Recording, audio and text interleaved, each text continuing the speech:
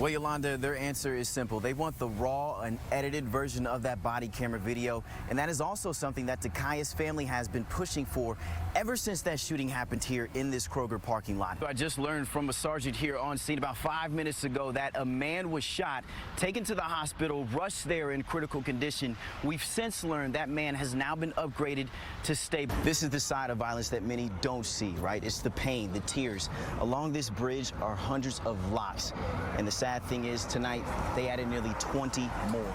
It's dark right now, so you can't see much, but if you can make out those lights, the plane is just to the left.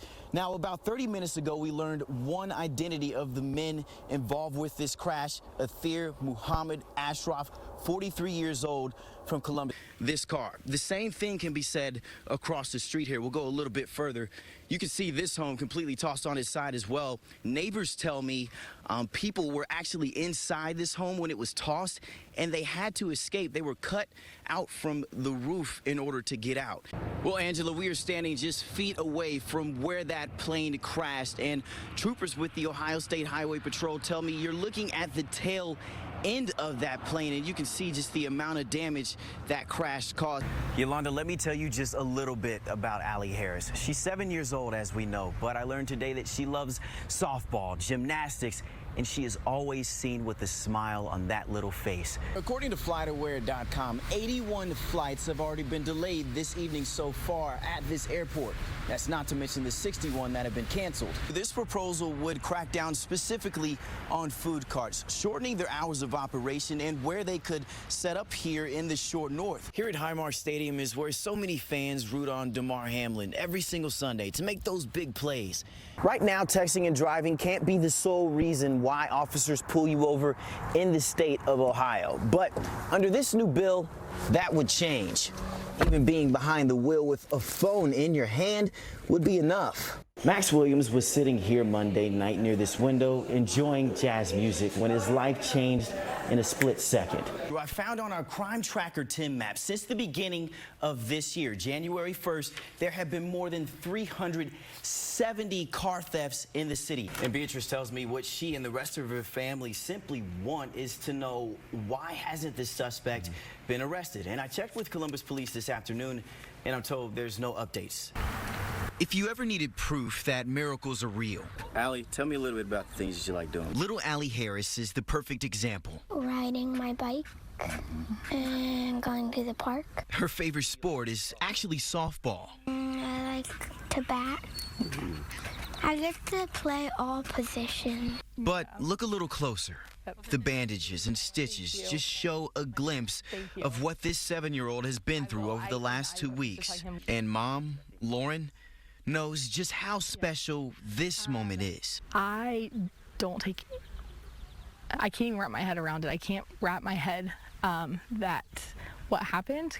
I also can't wrap around how quickly she improved and the fact that we are here. 2 weeks ago, Allie was ecstatic about joining her softball team on the float for the 4th of July parade in Hilliard. Her parents were waiting to see her and take a pic.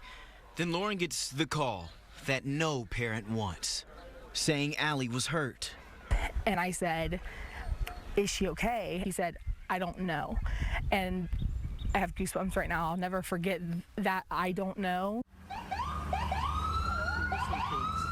Allie fell off the float and was hit while trying to hand out water. And she remembers almost everything. I remember that I got ran over. And that I did not hurt, and I was not crying, and I thought Mommy was sitting back there. She spent several days in the ICU with more than 19 broken bones, a lacerated liver, and skull fracture.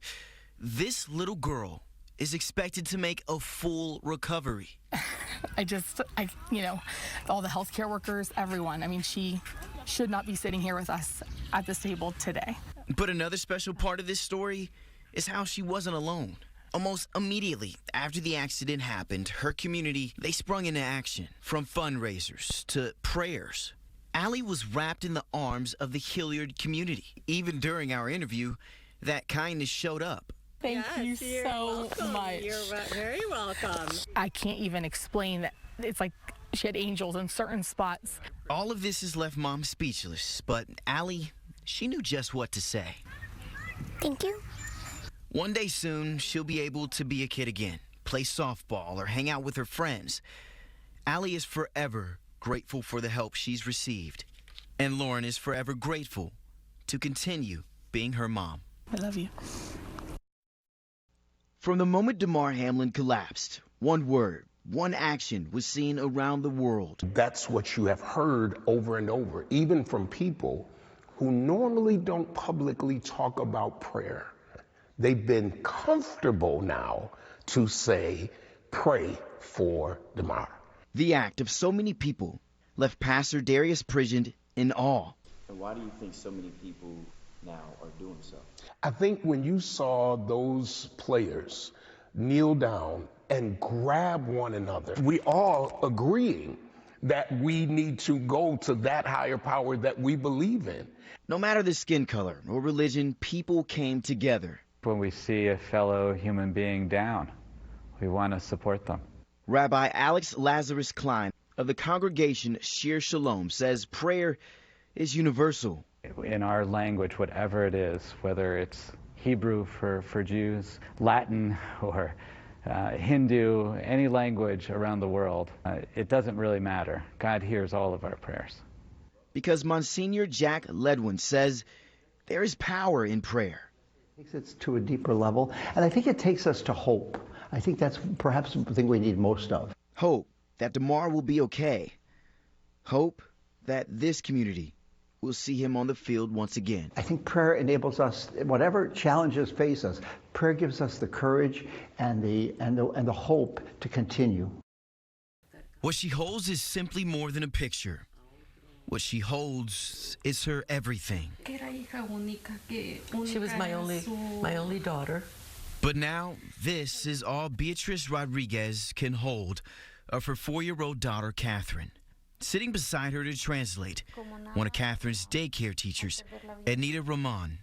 Losing the life of such a beautiful little girl like I had, it's very difficult to explain everything that's happened. October 31st, 2022, the day that she'll never be able to wipe from her memory. Beatrice, her friend, Catherine, and another little boy were out trick-or-treating. They approached the crosswalk at Westerville Road and Valley Park Avenue with flashing lights, then began to walk. Then the accident happened. I went to the ground with the little boy. Her friend was on the ground with her daughter. Catherine and Beatrice's friend were hit. The woman was taken to the hospital, and I'm told she's still there. Catherine died later that evening. Almost 2 months later, the city attorney charged 50-year-old Lizardo Becerra with vehicular homicide and vehicular manslaughter, but they have not arrested him. And it's not right that I don't have her with me. Her little 4-year-old loved to smile, loved to just be the light she was. Why show people this? Why do you want people to see what your family, your entire family, has to live with? So they don't live and go through with what she's going through. Because this pain will never leave her. That's why she fights.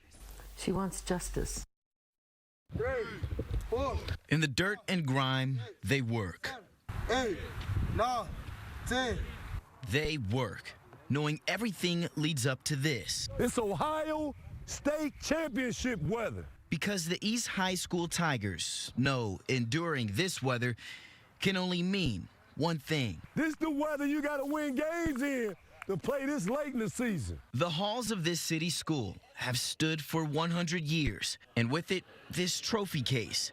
Head football coach Mike Bell can't keep his eyes off. A lot of trophies, a lot of history, and a lot of legacy. Soon, the history books of this school will be etched with what his team has done.